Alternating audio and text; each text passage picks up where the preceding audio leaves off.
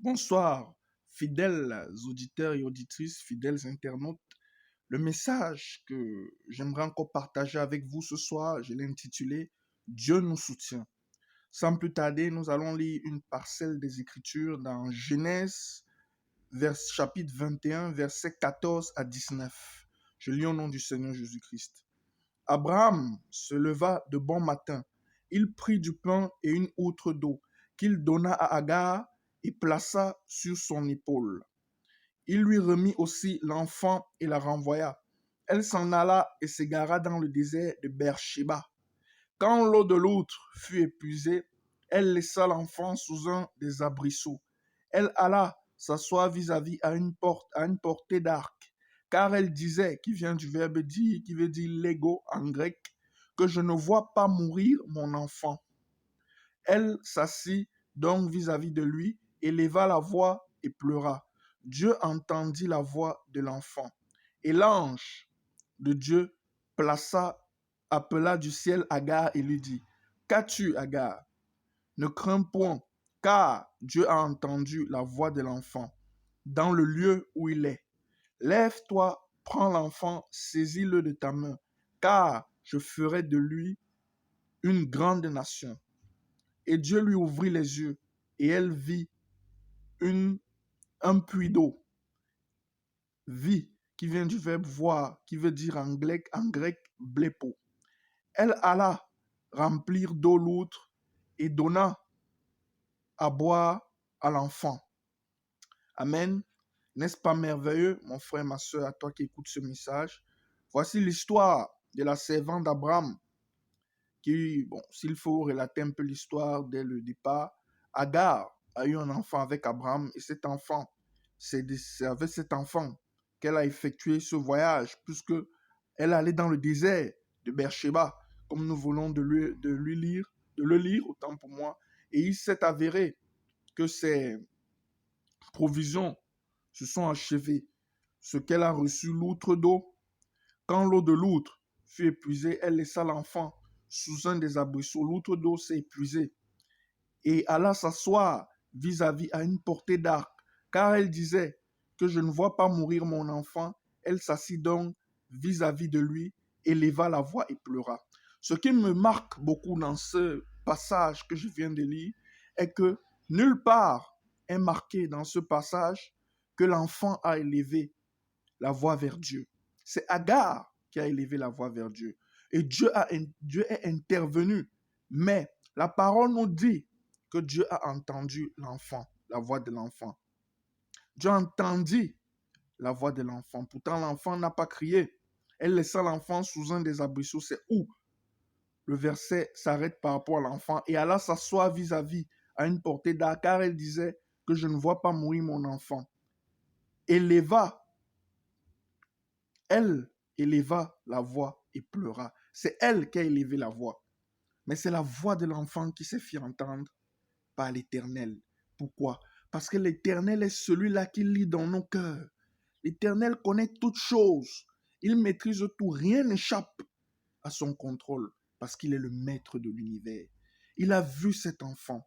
Il est intervenu aussi pour Agar, mais aussi pour cet enfant qui n'a même pas crié. Il a regardé à l'état de cet enfant et il dit qu'il va faire de cet enfant une grande nation. Agar était dans le désert. Elle n'avait plus rien. Dieu est intervenu pour elle. Il a dit qu'il va intervenir pour elle et pour son enfant.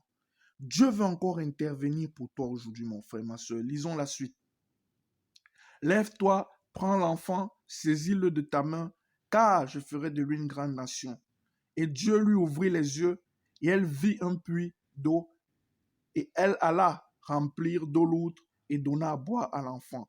Dieu veut encore intervenir de la même manière qu'il est intervenu pour Agar dans tes situations.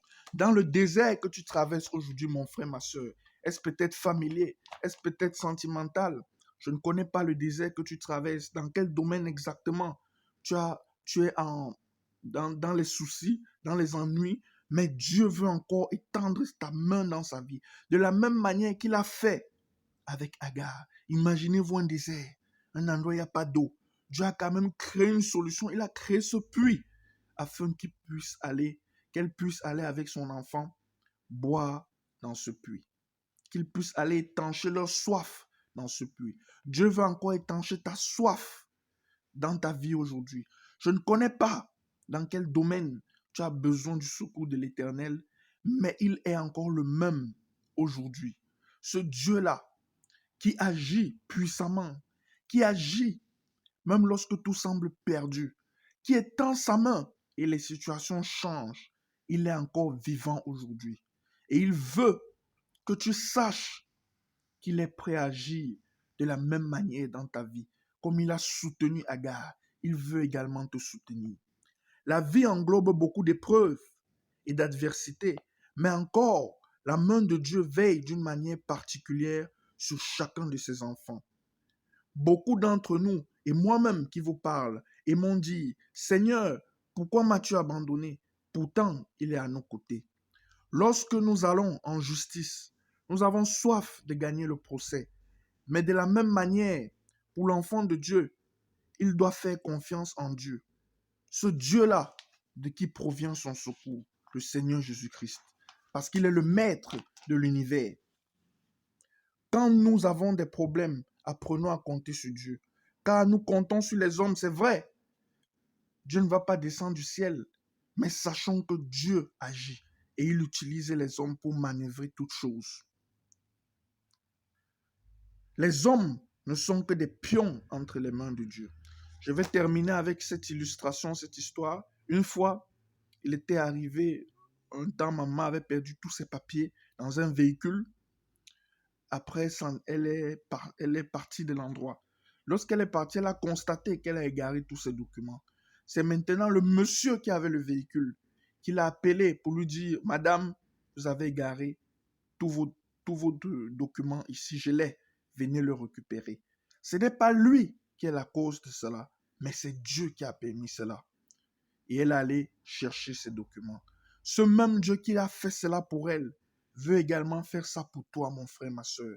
Mais il veut que tu saches que tu n'es pas seul dans les difficultés que tu traverses aujourd'hui. Il veut te soutenir de la même manière qu'il a fait pour ses serviteurs, ses servants dans la Bible et qu'il le fait encore aujourd'hui. Il veut aussi le faire pour toi. Que Dieu soit béni. C'est le message que j'avais pour vous. Bonne soirée.